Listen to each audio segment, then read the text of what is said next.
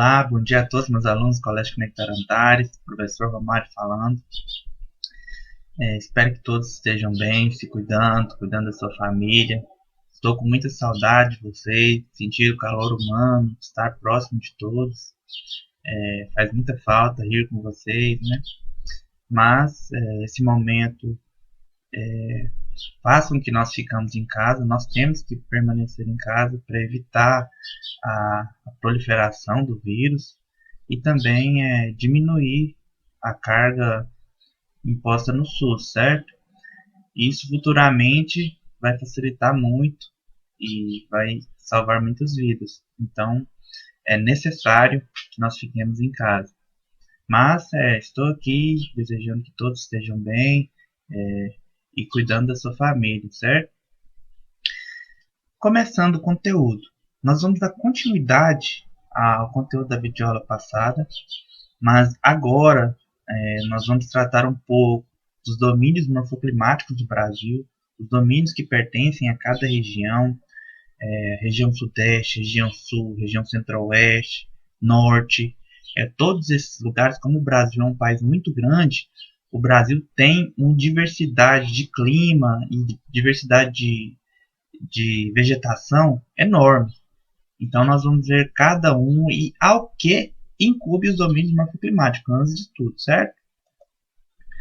Bom, os domínios morfoclimáticos geralmente, sempre, aliás, envolve o clima, envolve o relevo, envolve vegetação, envolve o solo, envolve a hidrografia, e tudo isso é o domínio morfoclimático. Quem criou esse conceito de domínio morfoclimático foi um grande geógrafo brasileiro com o nome de Aziz Absaber. A partir de suas análises do relevo, do clima, da vegetação, ele tirou conclusões de vegetação, de clima e de solo das regiões brasileiras, certo? Bom, nós vamos começar falando sobre o domínio amazônico. O domínio amazônico fica na bacia do Amazônia ali, a maior bacia hidrográfica do nosso país. É uma região muito úmida e muito chuvosa, é uma floresta muito densa e essas são as principais características da região da Amazônia. O seu solo geralmente ele não é fértil, o solo é pouco fértil. Mas o que faz essa exuberante vegetação aí nessa região é exatamente a sua capacidade de se autorreciclar com seu próprio ecossistema.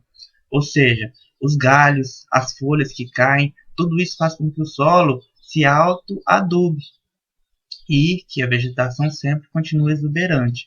Mas, em termos de nutrientes, o solo é pobre em nutrientes. Isso acontece pela chuva que é constante no lugar. Quando tem muitas chuvas constantes no lugar, esses nutrientes são dissolvidos na água. Como eles são dissolvidos na água, há uma lixiviação muito grande no solo. Isso não faz com que o solo seja fértil e produtivo.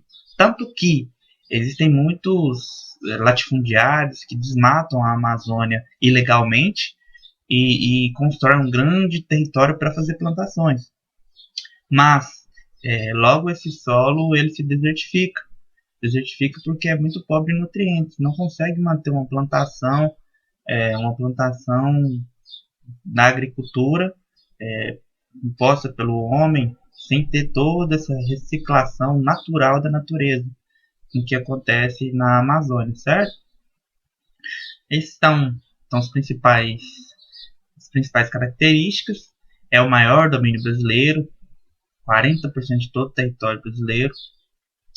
Aí, caso vocês queiram ver mais, escrever, detalhar, aperta pause e leiam, certo? Bom, sobre os tipos de vegetação na Amazônia, tem a mata firme, a mata de terra firme, aliás, ela geralmente sempre está em uma zona que não é alagada, uma zona que só chove, mas ela não fica alagada por rios e nem por área de várzea. Temos a mata de igapó.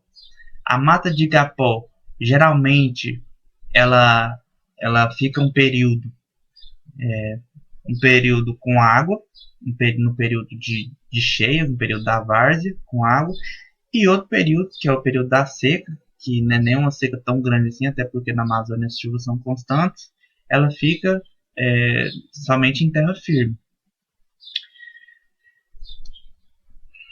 Agora vamos falar um pouquinho de cerrado.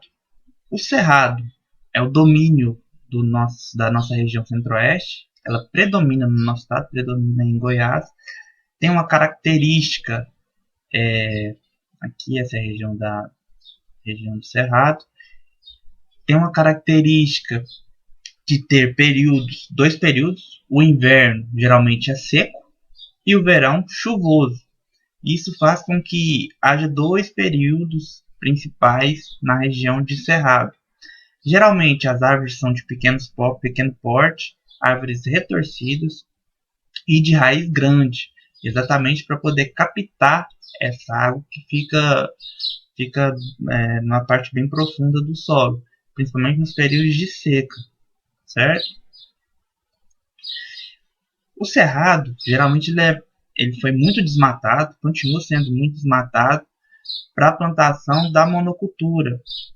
Com o equilíbrio certo que os agricultores fazem, o cerrado se torna muito produtivo, principalmente para a plantação de soja, cana-de-açúcar, esses tipos de planta que não utilizam solos tão argilosos, mas solos arenosos. E o solo do cerrado é um solo mais arenoso, porém ele pode ser muito produtivo se bem equilibrado, como os agricultores fazem.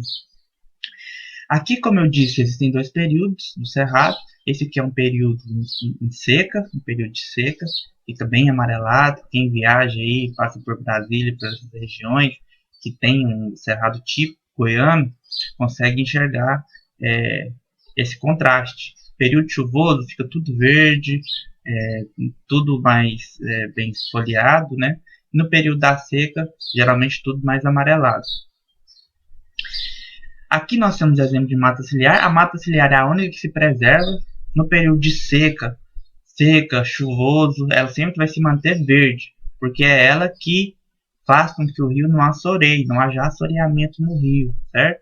O que é assoreamento? É os detritos do leito do rio na região central aqui do rio, que futuramente pode até bloquear o rio e mudar o curso do rio, certo? Domínio da caatinga. Bom, o domínio da caatinga, pessoas, o domínio da caatinga, ele predomina na região nordeste brasileira. Esse domínio, ele também é um domínio de solo muito ácido. Como o solo é muito ácido, não é muito produtivo. A vegetação é de pequeno porte e a principal tipo de vegetação lá são os cactos. Vegetação de cacto e também de árvores de pequeno porte, geralmente com folhas mais folhas mais pequenas e largas, exatamente para conseguir resistir à forte temperatura que existe na região da caatinga, certo? Quando eu falo larga, é espessa mesmo, para eles conseguirem resistir ao forte calor que existe lá no domínio da caatinga. Bom, geralmente lá os rios são intermitentes. O que é um rio intermitente? Rio intermitente é um rio que tem períodos de cheia, períodos que ele vai passar normalmente pelo seu curso normal, e períodos de total seca, ou seja, períodos que o rio desaparece. Isso é um rio intermitente. O único que é exceção sobre esses rios, que é um rio perene, ou seja, um rio que está ali o ano inteiro, é o Rio São Francisco, que nasce lá em Minas Gerais e deságua lá no Nordeste brasileiro, certo? Os solos são salinos, como eu disse, um solo muito ácido. É a vegetação típica da caatinga. Essa aqui é a vegetação quando está em um período chuvoso. Geralmente o período chuvoso é muito curto, as chuvas são bem escassas, geralmente 3 meses durante todo o ano, então é muito escassa a chuva lá. Domínio dos mares e morros. aliás, domínios do mares de morros. Esse domínio da região litorânea brasileira é o domínio chamado também domínio da Mata Atlântica. Essa aqui é a divisão de todos os domínios do nosso país. Aqui fica a região do domínio dos mares de morro, certo? Região litorânea brasileira. Aqui é o Cerrado, que nós acabamos de falar. Essa região é a região da Caatinga. Essa região é a região da Amazônia. Essa região é a região das Araucárias. E essa região que, por último, lá no sul, é a região das Pradarias. Domínio de mares e morros. Geralmente, o domínio de mares e morros também é uma mata exuberante. Exuberante que eu falo em termos de densidade das árvores, densidade da vegetação, uma vegetação muito densa, também as árvores são bem próximas. As árvores têm características de serem mais altas devido aos morros, os morros que geralmente retiram a luminosidade do sol, e essa luminosidade do sol é totalmente necessária para as plantas fazerem sua fotossíntese, então elas têm que ser mais altas para poder captar essa luz solar, certo? A propicialidade para a erosão nesse domínio é muito grande, exatamente pelo solo, pelo tipo de solo dessa região, e é um domínio que foi muito devastado durante toda a história brasileira, já que nossos colonizadores ocuparam principalmente as regiões litorâneas. E as principais cidades brasileiras também, os principais estados brasileiros estão nas regiões litorâneas. As regiões litorâneas também têm as maiores cidades. Então, naturalmente, para se construir cidades, precisa se desmatar a vegetação típica da região. E isso que aconteceu com o domínio de mares de morros. Ele foi muito devastado desde 1500, desde a chegada dos nossos colonizadores no nosso país. Então, muitos séculos aí de desmatamento, certo? Por isso nós temos pouco desse domínio atualmente. Essa é a vegetação comum, domínio de mares e morros. Viu a costa brasileira. Geralmente as plantas, tá vendo? Elas são bem mais finas e altas, exatamente para captação da luz solar. Domínio de pradaria. O domínio de pradaria fica na região sul do Brasil, no extremo sul brasileiro, lá no Rio Grande do Sul. Essa região, geralmente, ela é uma região mais plana, região de planície. Tem muitas gramíneas. Gramíneas é esse tipo de vegetação aqui. Então, ela naturalmente é muito rica para pecuária. Então, a criação de gado no sul do nosso país é muito forte exatamente graças ao tipo de vegetação que se encontra lá. É uma vegetação natural da região. Então, o gado na região sul é forte exatamente pelo domínio de pradaria. Por isso também que o Uruguai, que é o vizinho nosso aqui da região sul, também é muito forte na pecuária. Domínio de pradarias. Sobre o clima é subtropical, ou seja, ele é a única região brasileira que se encontra ao sul do Trópico de Capricórnio. Ela contém as 4 estações bem delimitadas, certo? Verão, inverno, outono e primavera. E também é conhecido por domínio de pampas. Esse é o domínio das pradarias. Agora, por último, nós vamos ver o domínio das araucárias. O domínio das araucárias fica ao norte do domínio das pradarias. Ou seja, está na região ali do Paraná, um pouco de Santa Catarina. A vegetação desse domínio geralmente é de pinheiros. Os pinheiros são a vegetação mais alta, uma vegetação é um tipo de árvore que permite produzir móveis, é uma vegetação muito resistente. Então lá essa região brasileira é muito forte na produção de móveis, de mesa para escritório, cadeiras e etc. E esse domínio ele é muito predominante somente na região sul, certo? Ele também está na faixa subtropical, tem uma grande amplitude térmica. O que é amplitude térmica?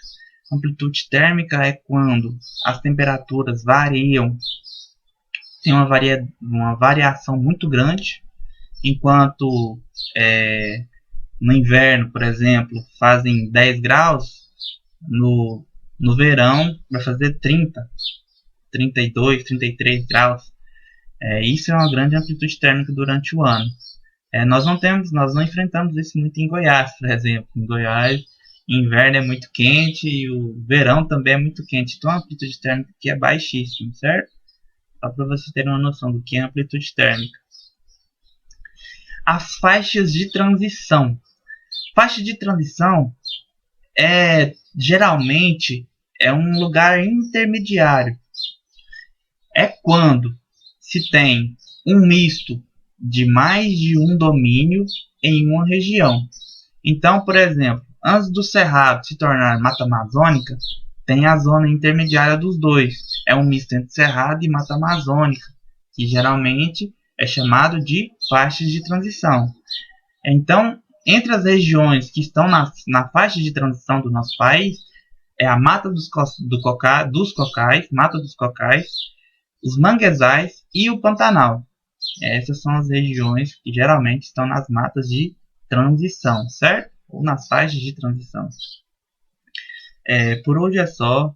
Caso haja alguma dúvida sobre o conteúdo, vocês entrem em contato comigo pelo meu e-mail e vejam o mapa, prestem atenção nos domínios brasileiros, lembrem dos climas, que os climas eles vão definir, vão dizer muito sobre o tipo de vegetação da região. Região mais chuvosa, mata densa.